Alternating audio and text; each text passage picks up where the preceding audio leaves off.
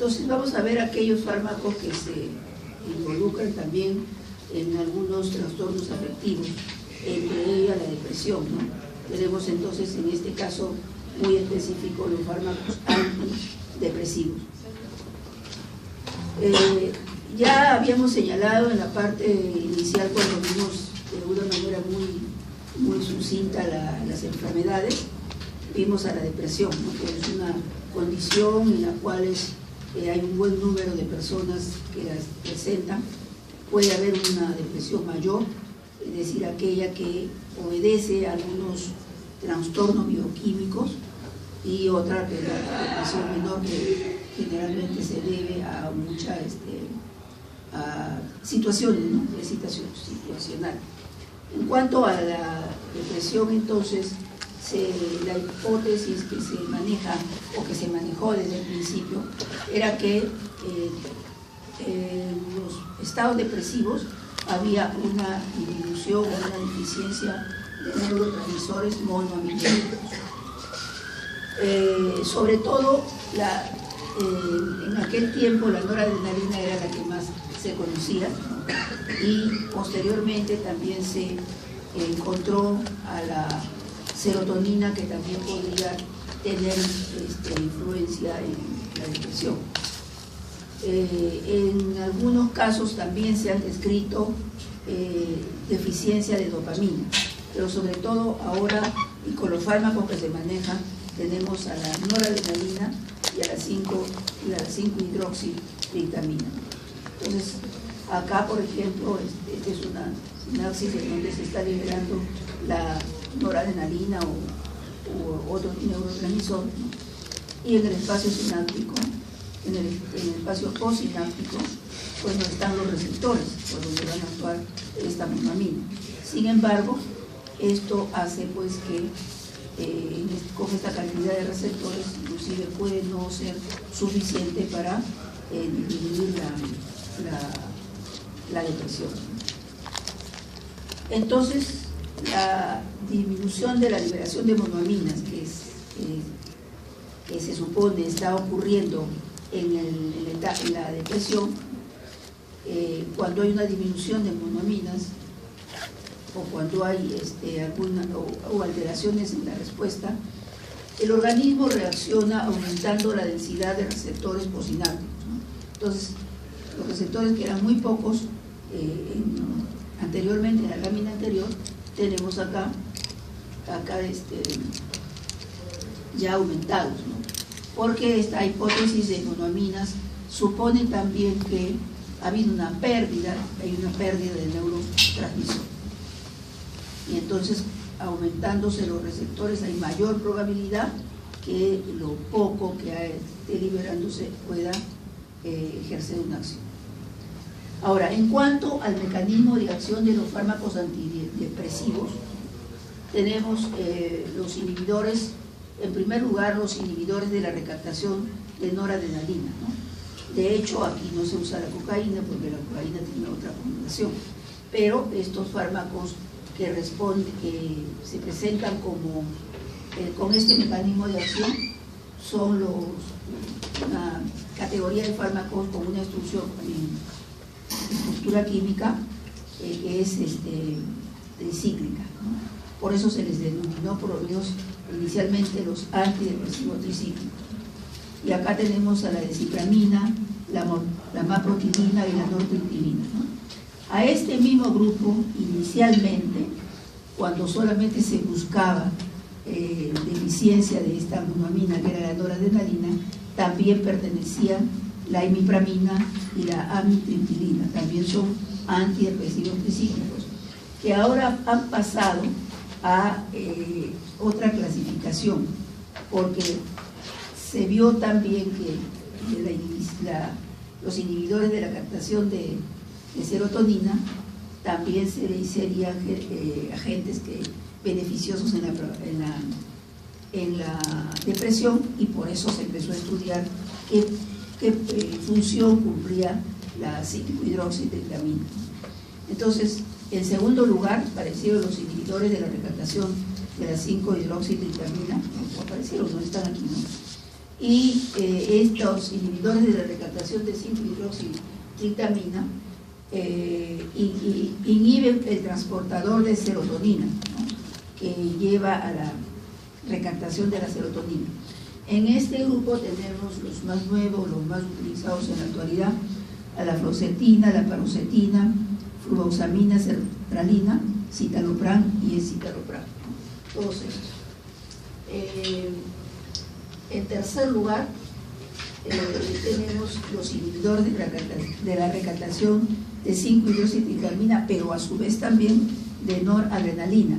Se han denominado inhibidores mixtos. Y aquí está precisamente estos que estaban clasificados inicialmente como antidepresivos tricíclicos. Están los dos aquí, y agregado a ello la venlafaxina, que también es utilizado. Otros fármacos que también se pueden utilizar en el tratamiento de los estados depresivos, tenemos los antiserotoninérgicos en el receptor 5-HT2A. Tenemos a la mirtazapina, trazodona. Este es usado también como antidepresivo, pero es más usado como hipnótico. Y estos fármacos, el 5 y el 6, o los que están aquí, fueron también conjuntamente con los inhibidores de la recaptación de serotonina, de noradrenalina, fueron los primeros en ser utilizados. Los antidepresivos tricíclicos todavía quedan para ser utilizados. Los inhibidores de la monoaminoxidasa se usan cada vez menos por la cantidad de reacciones adversas que se puede producir. Entonces tenemos acá inhibidores irreversibles de la MAO, tenemos a la tranilcipramina y a la fenazina, y a los inhibidores reversibles de la MAO tenemos a la mooclobemida. Entonces estos, de acuerdo a su reversibilidad o irreversibilidad, van a tener una duración de efecto dependiente de esto, ¿no? Bien, en cuanto a los antidepresivos tricíclicos y otros cíclicos que también han aparecido posteriormente, vamos a estudiar la farmacocinética en forma conjunta, todo lo que corresponda a la parte, digamos, común para ellos. Entonces, la absorción en general es completa para estos fármacos. Los niveles plasmáticos de imipramina y su metabolito de cipramina y la nortriptilina se correlacionan con la eficacia clínica, ¿no? Entonces, aquí puede también, teniendo en cuenta que estos fármacos posiblemente se puedan administrar crónicamente, es importante que cuando se dosifique se tenga en cuenta el fármaco y su metabolito, porque los dos están actuando. Y la correlación de la concentración con la eficacia clínica es importante para obtener un efecto.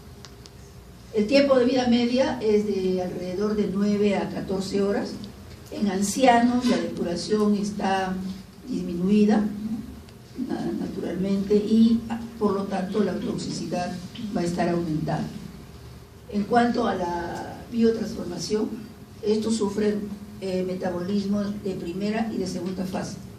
En la primera fase ocurre la demetilación y la hidroxilación, dependiendo de la estructura química del fármaco, y luego se van a conjugar.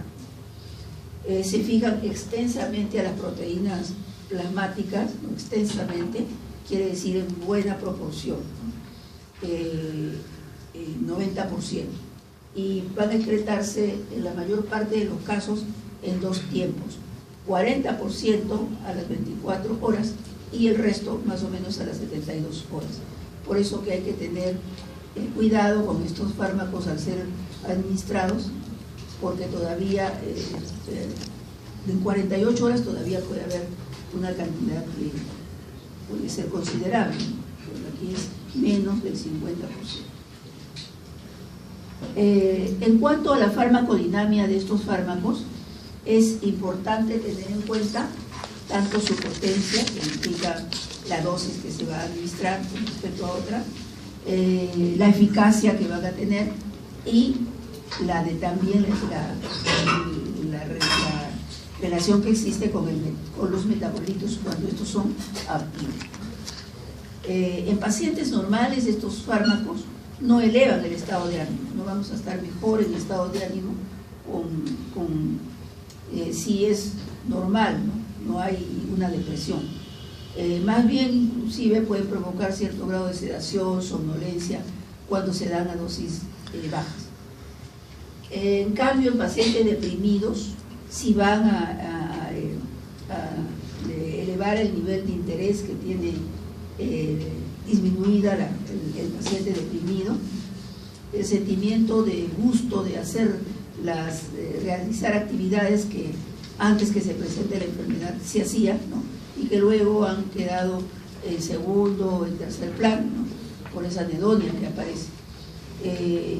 Sin embargo, cuando se administran estos fármacos, hay que tener en cuenta que el efecto no va a aparecer inmediatamente, como podría ocurrir, por ejemplo, en un analgésico, que se espera un tiempo para que el dolor ya vaya disminuyendo. Aquí no, aquí por lo menos hay que esperar de 2 a 4 semanas. Entonces, al inicio, el tratamiento, la visita médica deben ser más o menos en con esa frecuencia, para ir regulando la dosis para cada uno de los pacientes. Bueno, estos fármacos comparten entre sí, entre ellos mismos, todos los miembros del grupo comparten las propiedades farmacológicas. Y ya hemos señalado en el cuadro, por lo menos indirectamente, que estos actúan bloqueando el mecanismo de recaptura, inhibiendo el receptor del transportador de las monoaminas, que van a conducirlas al botón sináptico. Los efectos sobre la recaptura sí son rápidos, pero los efectos clínicos, las respuestas clínicas, no se manifiestan tan rápidamente, o sea, no son coincidentes los efectos sobre la recaptura con el inicio de la acción antidepresiva, que, como hemos dicho, por lo menos puede tardar hasta 15 días. ¿Por qué estos fármacos van a inducir cambios importantes? Y allí, en esa inducción de los cambios importantes de los receptores, ¿no?, de la población receptorial, es donde coincide el inicio de la acción antidepresiva, ¿no? Es decir, el aumento de los receptores va a dar lugar a receptores posinápticos, va a dar lugar recién a una respuesta esperada, ¿no? Entonces van a provocar una regulación negativa de los receptores alfa en sus dos tipos, de los beta, principalmente beta 1, de la 5-hidroxivitamina tipo 2, a nivel cortical cerebral, ¿no? Entonces, es esta la razón por la cual no hay una coincidencia entre la recaptura y el inicio de la acción, ¿no? Eso también lo podemos señalar acá para todos los fármacos y otros que no pertenecen al grupo. Entonces, hay una regulación negativa, como que hemos dicho, una regulación a la baja de los receptores beta corticales, que parece que los que están más implicados, ¿no? Entonces, cuando nosotros administramos los fármacos tricíclicos, estos naturalmente van a inhibir la recaptura, y por lo tanto, digamos, de la noradrenalina, y por lo tanto aumentan el tono noradrenérgico. Pero después de este aumento del tono noradrenérgico, el organismo reacciona regulando los receptores a la baja, ¿no?, el down regulation, y acá tenemos más implicado el receptor beta. Entonces va a haber un desacople en las señales de traducción, y luego va bueno, aquí esto, como sabemos, está ligado a la adenilatociclasa mediante la proteína GS. Ahora, esto mismo ocurre también con los inhibidores de la MAO, que tampoco se presentan inmediatamente los efectos, por las mismas razones, porque los inhibidores de la MAO, por otras formas, está aumentando también el tono noradrenérgico. Y en algunos casos, uno de los tratamientos de la depresión puede ser el electroshock, ¿no? Con una intensidad de corriente, un amperaje ya determinado, se puede algunas veces intentar mejorar el estado depresivo de los pacientes que, por ejemplo, han tenido intenciones de suicidio, pero esto ha fallado, ¿no? Entonces ya 2 intenciones de suicidio, puede haber una 3 y no fallar. Entonces se puede aplicar el electroshock. Esta es una técnica que es bastante controvertida, porque de hecho, si no se sabe aplicar adecuadamente o si es demasiada intensidad para el paciente, puede haber microhemorragias, ¿no?, que van a deteriorar también la corteza cerebral. Entonces, pero el mecanismo es el mismo. Bueno, la imipramina, algunas diferencias entre los miembros del grupo. La imipramina y su metabolito de cipramina difieren muy poco en su estructura química, es decir, el metabolito no es tan diferente que del fármaco patrón, ¿no? Pero hay diferencias en sus perfiles farmacológicos, tanto así que ya el metabolito, la desciframina, ha sido también ya elaborado o sintetizado en el laboratorio, o sea, ya se comercializa también como fármaco, así como el diazepam y el oxazepam. Bien, la imipramina es muy anticolinérgica, ¿no? Es bastante anticolinérgica y inhibe en forma similar tanto la recaptación de la noradrenalina y de la 5-hidroxitriptamina. La descipramina es mucho menos anticolinérgica, es un inhibidor más potente de la recaptación de noradrenalina y más selectiva que la imipramina, ¿no? Entonces, ahí es posible escoger el fármaco que se necesite. A lo mejor, si el paciente no responde a imipramina, se puede dar descipramina. O en algunos casos en que la actividad anticolinérgica no sea beneficiosa, no va a ser beneficiosa, sino que no sea conveniente para una persona, entonces se va a dar mejor el metabolismo. Los antidepresivos tricíclicos se van a prescribir en la actualidad cuando no hay respuesta a los inhibidores selectivos de la recaptación de serotonina y a los inhibidores también de la noradrenalina. Ahora, estos fármacos, que fueron casi los primeros, en la actualidad se van a prescribir menos, porque ahora los que más se prescriben son los inhibidores selectivos de la recaptación de serotonina, ¿no? Los antidepresivos tricíclicos pueden provocar mayor mortalidad por sobredosis con respecto a los inhibidores selectivos de la recaptación de serotonina. En cuanto a los efectos adversos de los antidepresivos tricíclicos, tenemos, aquí están los síntomas que se producen, ¿no? Y el mecanismo por el cual se produce. Una psicosis y agitación es muy posible por un aumento de la actividad dopaminérgica, ¿no? Porque también hemos dicho que la dopamina puede también intervenir acá. Y entonces esto puede provocar también en algunos lugares, ¿no? La aparición de psicosis y agitación. Alteración de la función sexual por bloqueo de la 5-hidroxitriptamina y de la noradrenalina, excitación autonómica, aumento de la transmisión adrenérgica, náuseas, vómitos, diarrea y ansiedad por bloqueo serotoninérgico, sequedad de boca, visión borrosa, alteraciones de la acomodación, estreñimiento, retención urinaria, taquicardia. Todos estos son propios de un bloqueo muscarínico, ¿no? Ya hemos visto los receptores, los bloqueadores muscarínicos, y por lo tanto esto también sirve para determinar en qué paciente no sería conveniente administrar estos fármacos.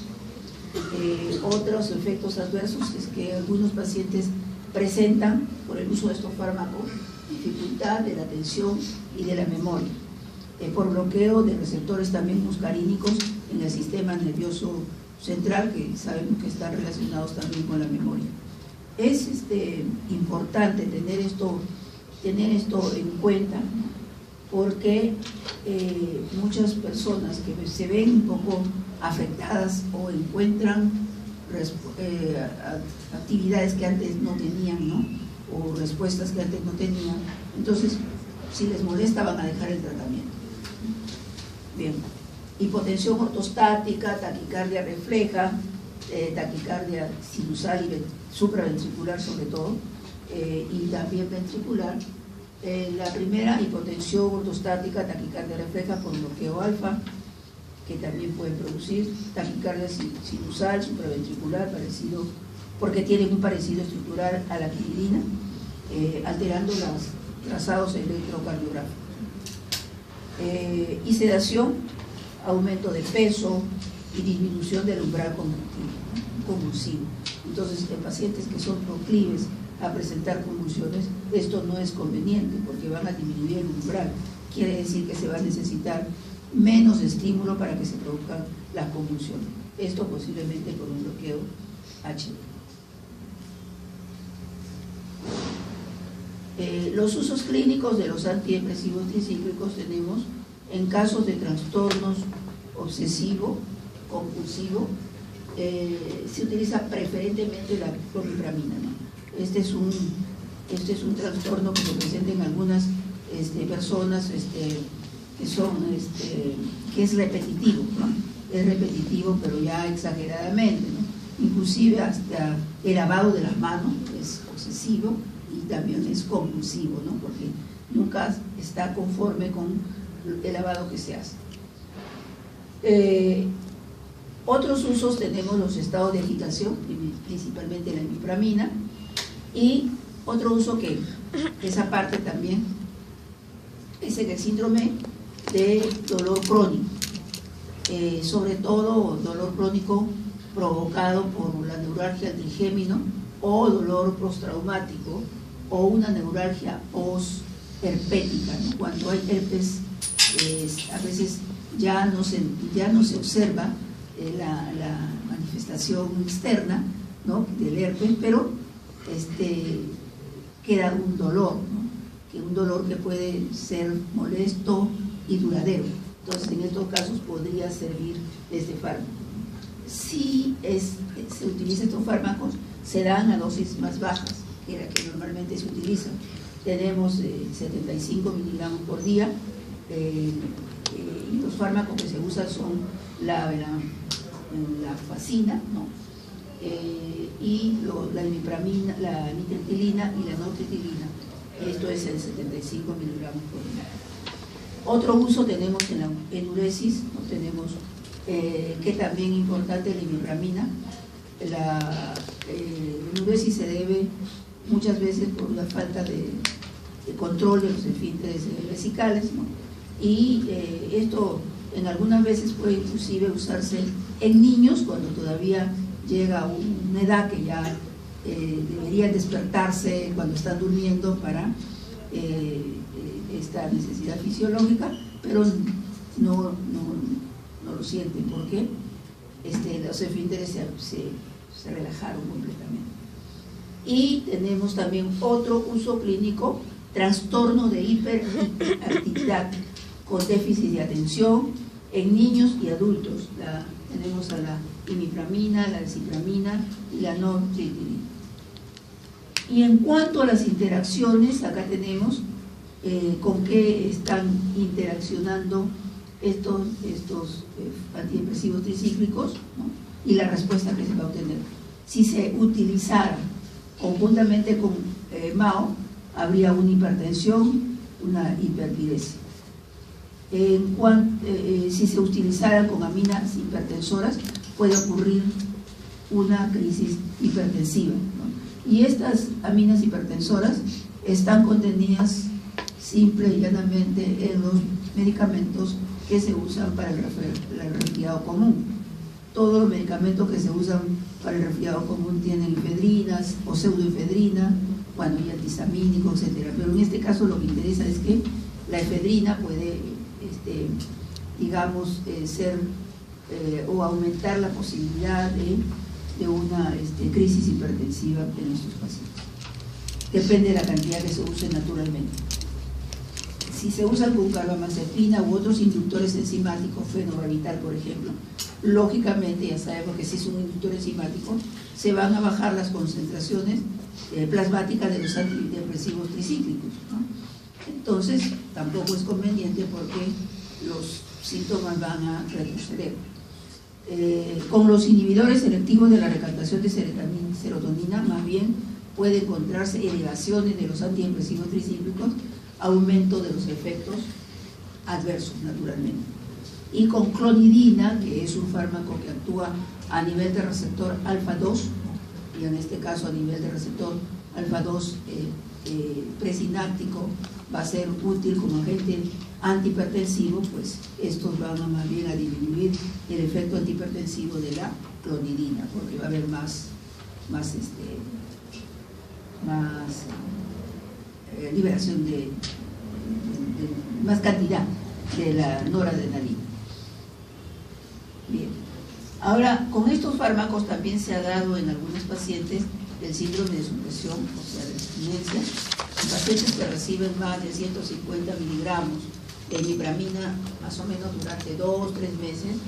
La supresión abrupta produce ansiedad, insomnio, escalofríos, mialgias, coriza, estornudos, trastornos del tracto gastrointestinal. Entonces, si se quisiera cambiar, si se quiere suprimir, si se quiere cambiar por otros fármacos, ¿no? Y se está dando antidepresivos tricíclicos, hay que hacerlo de forma progresiva para no revertir la mejoría que pueda haber estado teniendo el paciente, ¿no? Y al contrario, que sea más exagerada, porque todo síndrome de supresión provoca una respuesta exagerada. Se presentan estos síntomas más o menos después de 28 horas de retirado del fármaco, si es que se retira bruscamente.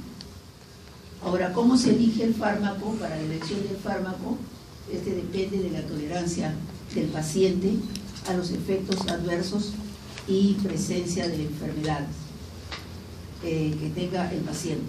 La motriptilina y la clozapina, por sus efectos sedantes, es importante cuando la enfermedad cursa con insomnio, o sea, cuando hay insomnio, cuando hay excitación, y también producen menos hipotensión. La desipramina tiene escasos, como ya vimos, tiene escasos efectos anticolinérgicos y puede preferirse en pacientes en los cuales los efectos anticolinérgicos no haya un riesgo, por ejemplo, el glaucoma, en hipertrofia prostática benigna también, donde hay dificultad para la micción. La imipramina es especialmente útil en caso de presión inhibida, o sea, cuando el paciente está totalmente inhibido. Y los bloqueadores del receptor 5-HT2A pueden ser mejores cuando la depresión está asociada a estados de ansiedad. Ya hemos visto que este receptor tiene que ver también con estados de ansiedad y trastornos del sueño, ¿no? Y también en aquellos pacientes que no aceptan, como decíamos, en la actualidad también se usan los fármacos inhibidores selectivos de la recaptación de serotonina con más frecuencia, ¿no? Pero tienen también sus reacciones adversas, ¿no? Como es provocar una disfunción sexual. Bien. Entonces, el segundo grupo corresponde a los inhibidores selectivos de la recaptación de serotonina. En este caso hay, por lo menos en nuestro medio, hay estos fármacos que son 4 fármacos que son la sertralina y paroxetina, la fluvoxamina, y la fluoxetina, ¿no? Estos son sus tiempos de vida media plasmática bastante diferentes, y esto les vuelvo a recordar que los tiempos de vida media, si no en forma absoluta, pero sí sirven para el intervalo de administración, ¿no? O sea, el intervalo entre una dosis y otra. En el caso de la absorción, la sertralina se absorbe más lentamente con respecto a los otros fármacos, ¿no? La distribución, naturalmente la liposolubilidad va a favorecer la difusión por las membranas biológicas, y esto pues facilita la llegada al sistema nervioso central, donde tienen que actuar. Se unen más o menos en un 90% a las proteínas plasmáticas. Acá está la unión de las proteínas, el promedio sería más o menos un 90%. La biotransformación, estos fármacos sufren extenso metabolismo hepático. En el caso muy específico de la fluoxetina, tiene un metabolito activo, o da lugar a un metabolito activo que tiene una duración de acción de 7 a 15 días. O sea, también hay que considerar esto en la administración del fármaco. En cuanto al mecanismo de acción de estos fármacos inhibidores selectivos de la recaptación de serotonina, estos fármacos se unen alostéricamente, es decir, en un sitio que no corresponde a la actividad, ¿no? Impiden la unión de la serotonina con su transportador, ¿no? O sea, no se unen en el mismo sitio donde se une la serotonina a su transportador, sino alostéricamente, o sea, en un sitio diferente. Pero, sin embargo, van a bloquear la recaptura de la serotonina, ¿no? Entonces, acá tenemos la neurotransmisión serotoninérgica. Esta es la serotonina que se va a volcar al espacio sináptico, ¿no? Y este es un autorreceptor que para la producción de serotonina, igualmente como en el caso de la noradrenalina, ¿no? Y esta es la recaptación mediante este transportador, y los inhibidores selectivos de la recaptación de serotonina se unen a una parte de este transportador, pero impiden su actividad. Los inhibidores selectivos de la serotonina, de los receptores de serotonina, no se unen a otros transportadores de otros neurotransmisores, ¿no? Entonces, por ese lado no hay mucho problema, porque no va a provocar una inhibición masiva, podríamos señalar. Bien, algunas ventajas, muchas ventajas pueden tener estos fármacos con respecto a los antidepresivos tricíclicos. No tienen importante actividad anticolinérgica, ni anti-alfa-adrenérgica, ni antihistaminérgica, ¿no? Entonces eso ya es una ventaja, porque eso ya implica problemas de reacciones adversas. También carecen los efectos cardiotóxicos a la dosis que normalmente se sugiere, que presentan algunos de los fármacos de este grupo, de los antidepresivos tricíclicos. Son menos tóxicos, no son atóxicos, son menos tóxicos cuando están en sobredosis. Las reacciones adversas que podemos mencionar para los inhibidores o los selectivos de la recaptura de serotonina, tenemos náuseas, vómitos, aumento de la ansiedad y cefaleas en un porcentaje no tan grande de los pacientes, ¿no? Pero sí, tal vez lo que hace que el paciente o deje de tomar el medicamento o le pida al especialista que le cambie el medicamento es la disfunción sexual que produce.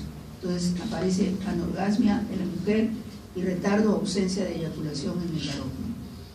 Esto es bastante común. Y otras reacciones adversas tenemos reacciones transpiramidales, inquietud motora, insomnio, etc. Esas son las características que acabamos de ver anteriormente. Los usos clínicos adicionales a los antidepresivos tenemos en casos de trastornos de ansiedad, profilaxis del trastorno de pánico, en caso de fobia social, ¿no? Aquellas personas que no pueden estar en grupos muy grandes, ¿no? En casos de trastorno de ansiedad generalizada y en el trastorno obsesivo compulsivo, ¿no? Cuando hay pensamientos y conductas repetitivas, como acabamos de señalar, ¿no? En estos casos los inhibidores selectivos de la captación de serotonina son importantes, así también como el caso de la clomipramida. También son útiles para casos de trastorno del control de impulsos, ¿no? Que sería lo más o menos lo mismo. En casos de bulimia nerviosa, aquellas personas que comen en abundancia, ¿no? Y luego se sienten culpables de haber comido y tratan de eliminar lo que han comido, ¿no? O sea, provocarse el vómito. En trastornos por sustancias, ¿no? En casos de neurotoxicidad por éxtasis y anfetaminas, y para prevenir recaídas, se puede utilizar también para prevenir recaídas en caso de el alcoholismo, que esté más o menos disminuido ya por un tratamiento.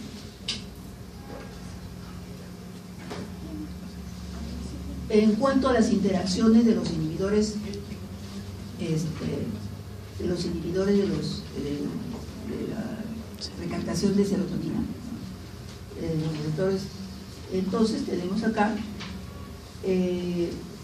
la paroxetina y la fluoxetina van a inhibir esta enzima, la 2D6, ¿no? Y por lo tanto aumentan al doble las concentraciones plasmáticas de los antidepresivos específicos.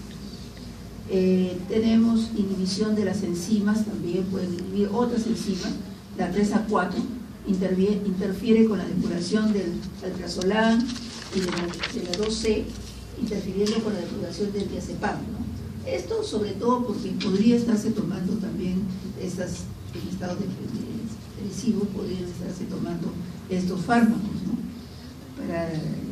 Puede haber ansiedad también, pero también hay que tener aquí en cuenta que esta enzima metaboliza a otros fármacos, entre ellos tenemos a la warfarina, y por lo tanto hay que tener en cuenta si es que el paciente estuviera tomando warfarina.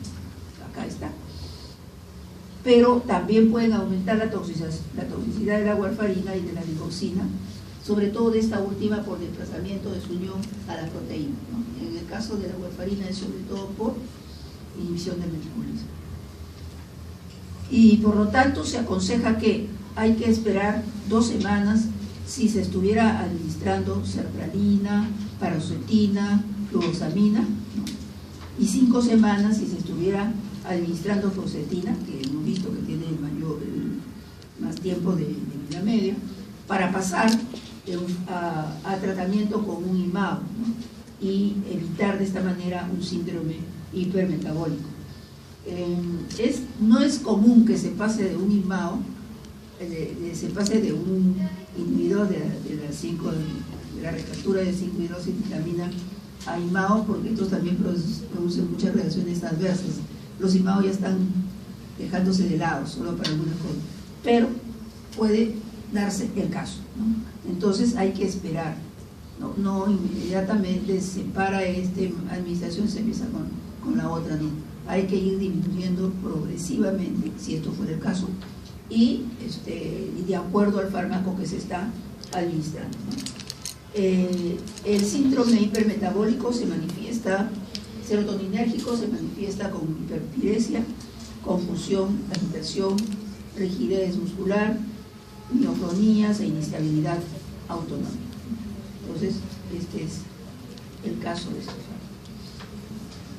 Y tenemos los inhibidores de la monoaminoxidasa, que también pasaron, como les decía, ya a ser fármacos de última instancia, ¿no? Tenemos a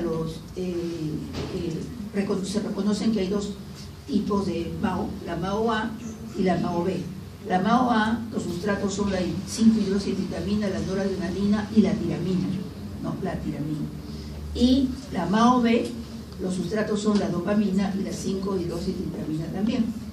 En el encéfalo predomina la MAO A nivel intracelular y la MAO B a nivel extracelular. Existe, pero en diferentes concentraciones.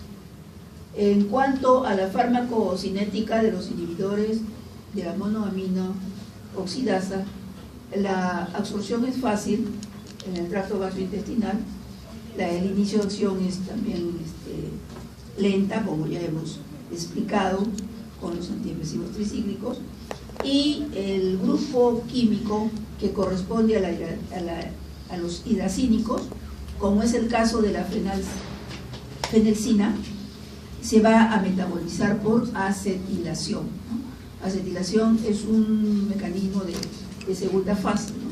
Y cuando vimos en nuestras primeras clases, vimos la parte esta de metabolismo, ¿no? Vimos que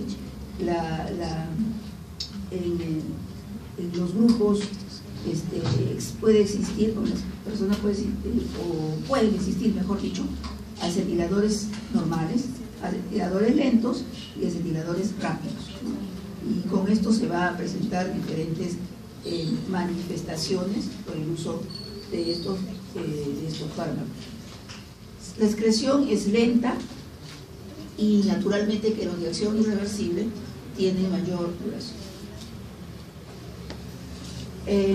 Entonces aquí estos inhibidores de la monoaminoxidasa, esta enzima específica, y todas las monoaminoxidasas tienen que sufrir su actividad metabólica, ¿no? Su capacidad metabólica de la monoaminoxidasa. Y entonces estas al inhibir esta enzima van a aumentar las concentraciones de noradrenalina, de 5-hidroxitriptamina y también de dopamina, ¿no? Que son las más importantes en estos casos. Y se ha visto o se ha estudiado que la noradrenalina va a sensibilizar los receptores alfa-2, pero en las terminaciones, por lo menos allí es lo que se ha estudiado, en las terminaciones presinápticas para 5-hidroxitriptamina. Entonces esto hace que estas neuronas que van a liberar la 5-hidroxitriptamina aumente la velocidad de activación neuronal, y puede ser el mecanismo de acción indirecta. En cuanto a las contraindicaciones de los inhibidores de la MAO, se utilizan en insuficiencia hepática grave, las contraindicaciones son en caso de insuficiencia hepática grave, en casos de epilepsia, en casos de feocromocitoma. Esto se entiende fácilmente porque hay un aumento de la concentración de catecolaminas, ¿no? Enfermedad cardiovascular, también están contraindicados en niños y ancianos y en pacientes debilitados. Y en cuanto a las reacciones adversas que se pueden presentar, tenemos toxicidad hepática con fenexina, sobre todo por la eliminación, porque estos fármacos aumentan la eliminación de vitamina B6, y aquí puede ocurrir también una neurotoxicidad y neuropatía en el caso de la fenexina. Esto sobre todo ocurre en los acetiladores rápidos. En los acetiladores lentos se presenta con mayor frecuencia, en los casos que se presenta síndrome de lupus eritematoso. Otra reacción adversa que pueden ocasionar es una hipotensión ortostática. ¿Por qué una hipotensión? Porque aparentemente la MAO intraneuronal está bloqueando, pues está siendo bloqueada, ¿no? Por estos fármacos, y esto da lugar a que se forme un falso neurotransmisor. Y naturalmente presenta reacciones adversas porque es un inhibidor metabólico, ¿no? Que tiene que ver con muchas sustancias, que tiene que ver con el metabolismo de muchas sustancias. En cuanto a las interacciones de los inhibidores de la MAO, estos fármacos van a aumentar la actividad adrenérgica de acción de fármacos con acción directa o indirecta, y con ello puede provocar una hipertensión, taquicardia, agitación, cefalea occipital, hemorragia intracraneal y puede secundariamente presentarse esta hemorragia si ya hay un aumento de la presión arterial. Ahora, los alimentos que contienen tiramina, recuerdan que la tiramina es un adrenérgico de acción indirecta que facilita la liberación de la noradrenalina. Entonces, los alimentos que contienen tiramina, por ejemplo, los quesos añejos, proteínas degradables, levadura, extracto de proteínas y otras sustancias como maníos, etcétera. Con estos inhibidores de la MAO puede aparecer crisis hipertensivas, mucho más si el paciente ya tiene problemas de hipertensión arterial, ¿no? Entonces, estas crisis hipertensivas se manifiestan porque la tiramina está actuando más porque su metabolismo está inhibido, por lo tanto va a haber más liberación de la noradrenalina que produce esta crisis hipertensiva. Con el alcohol, los inhibidores de la MAO potencian el efecto del alcohol. Y igualmente en el caso de los fármacos de venta libre, antitusígenos o fármacos para resfriado común, también pueden presentarse también de crisis hipertensiva. El síndrome serotoninérgico se da si se asocia con los inhibidores selectivos de la recaptación de serotonina, o si también por alguna razón se esté administrando triptófano. Este síndrome serotoninérgico se manifiesta con confusión, inquietud, espasmos mioclónicos, aumento de la temperatura corporal. Entonces, todos estos son interacciones. Los pacientes que reciben estos fármacos, porque también se usan para otras situaciones, habría que controlarles también la presión arterial, por si acaso se esté elevando.